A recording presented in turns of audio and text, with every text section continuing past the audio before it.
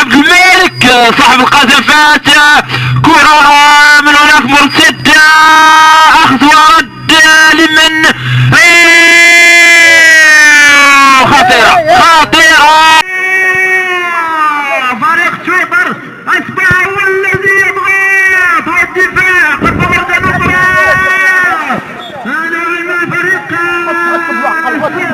فريقي النتيجة لا زالت متعادلة، لكن الخطر اصبح يحوم شيئا فشيئا على مرمى السائل حسين بحمو، الى حسين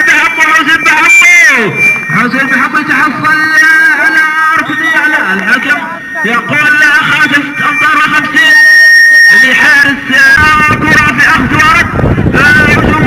الحكم لم يقل اي شيء، تبقى كرة خطيرة يعني صالح فريق الصبغة. الكرة من هناك الحكم يقول لم تسجل، الكرة خارجة من هناك، كرة خارجة لصالح فريق الشويطر. فريق شويطر هذا الفريق تبقى عن عبد الملك لسلامة مقطع من اللعب عبو مرة اخرى، تبقى لعبو حسين عفوا بحمو حسين يتدخل امامه 3 لاعبين وينجحون في استكاك الكرة منهم، لكن تبقى الكرة لصالحه لعبدو. لا الحكم يقول تماس لصالح اللاعب سلامة من فريق شويطر، لمس باليد بعد الكرة ما كانت ممتازة من الاول. قلت لكم ان اللاعب عبد الملك هذا معطلها الذي حسن الاستقبال وحسن التمرير. استلم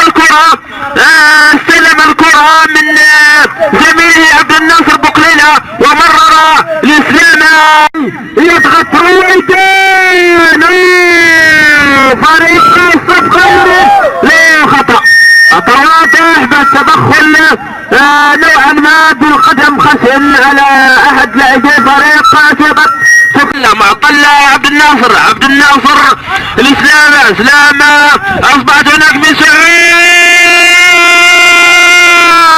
الهدف الثاني يضيع عبد الملك